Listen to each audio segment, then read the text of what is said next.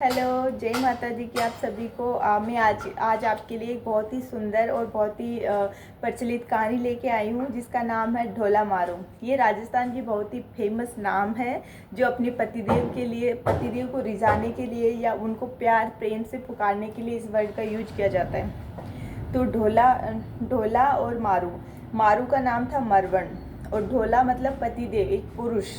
तो इनकी कहानी आज भी इतनी प्रचलित है क्योंकि इनका जो प्रेम था वो बचपन से स्टार्ट होता है। जब वो दोनों बचपन में ही इनकी शादी की जाती है, जब मारवण 1.5 साल की होती है और जब ढोला 3 साल के होते हैं।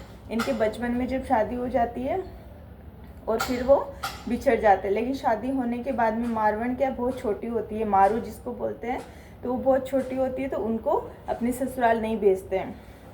तो और ढोला वहाँ पे जैसे थोड़े बड़े होते हैं और दूसरी शादी मालवण से हो जाती है। उनकी पहले जो बचपन की शादी होती है वो मारवण होती है और उसके बाद में मालवण होती है। तो उनकी शादी हो जाती है और ये बात ढोला भूल जाता है कि उनकी बचपन में भी जो शादी हुई है। और इधर मारू छोटे से इंतज़ार करती है बड़े होने का, और वो अपने ढोला जी का इंतज़ार करते हुए यंग जवान हो जाती है। और वो उनके जो पिता और माता हैं वो उन्हीं के इंतज़ार करती है कि कब ढोला आएंगे और मालवण को लेके जाएंगे। लेकिन ऐसा नहीं होता है क्योंकि वो तो मालवण से दूसरी शादी कर ली है। ऐसे ही चलते चलते जब वहाँ से उधर जो मारू बड़ी होती है, जवान होती है, तो ढोला को संदेश पहुंचाते हैं। लेकिन उधर ढोला की जो वाइफ है मालवण, उनको पता चलता है कि इनकी बचपन में शादी हुई है। लेकिन वो जैसे कोई संदेश वाहक पहुंचता है उसको मरवा देती है और ढोला तक ये खबर नहीं पहुंचती है। और इसी के चलते वो बहुत टाइम निकल जाता है। धीरे धीरे धीरे जब मारू को एक दिन सपना आता है कि उनको ढोला जी का दृश्य दिखाई देता है कि मेरे मतलब ऐसे पति थे, ऐसी मेरी शादी, क्योंकि उनके पेरेंट्स ने तो बता रखा था। जैसे उनको दृश्य दिखाई देता है तो वो उनके वियोग में, क्योंकि मारवण जो मारू थी वो इतनी खूबसूरत थी, इतनी सुंदर थी कि उनके चर्चे हर जगह पे थे। और जैसे जैसे वो जवान होते गए खूबसूरती उनकी निखरती गई।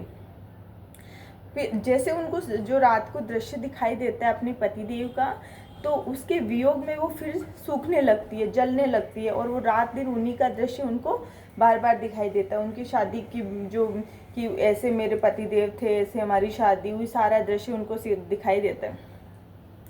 तो फिर वो एक जो ढोली होते हैं ना, ढोली जैसे गाना गा के अपने तो जितने संदेशवाहक जाते थे उनको सबको मरवा देते थे। जो मालवण मरवा देती थी ढोला की जो दूसरी वाइफ थी वो। तो ऐसे करते करते करते क्या है, एक दिन कोई संदेशवाहक को भेजा जो कि स्मार्ट चतुर को, कि वो जाके और उनको उस तरह से सिखाए और इस तरह से गाना गाए या मल्हार राग में कि वो ढोला जी तक पहुंच जाए। तो जैसे जाने से पहले जो मारू थी उस संदेशवाहक जो ढोली था उसको बुलाया और कुछ दोहे लिख के दिए कि इन दोहों के द्वारा ढोला को ये संदेश पहुंचाना। और जैसे रात के वहाँ नरवर पहुँचे और वहाँ पे खतरनाक बारिश हो रही थी, एकदम रिमझिम, और बिजलियाँ चमक रही थी, आकाश में एकदम माहौल पूरा शांत था।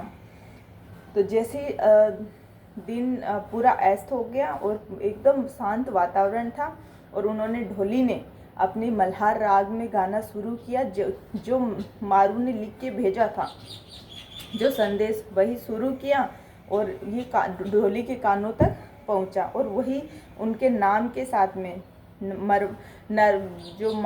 मारवण है, मारवण के नाम के साथ में उस बचपन के विवाह का पूरा वर्णन इस तरह से किया कि जैसे उनकी पूरी किताब ही उनके सामने खोल के रख दी हो।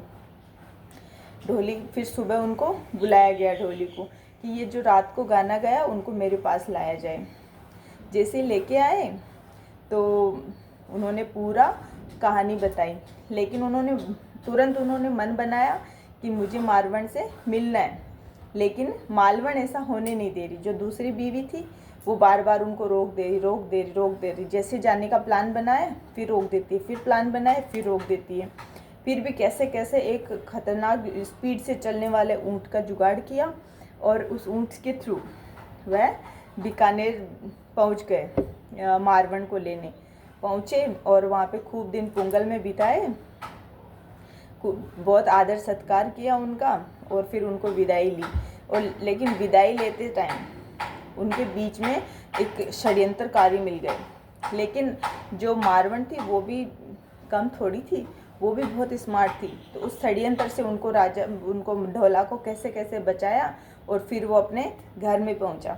और आगे की स्टोरी अगर सुनना है आपको तो मुझे कमेंट बॉक्स में ज़रूर बताइए कि हाँ, मैं लॉन्ग वीडियोस की कम से कम 10 से 15 मिनट की कहानी बनेगी तो मैं आपके लिए अपलोड ज़रूर करूँगी। लेकिन हाँ, इसको प्लीज़ लाइक एंड शेयर ज़रूर करिए, मेरे चैनल को सब्सक्राइब करिए और नई हिस्टोरिकल स्टोरीज़ या मोटिवेशनल जो भी आपको रिक्वायरमेंट्स होती हैं वो मुझे ज़रूर बताइए। थैंक यू, धन्यवाद।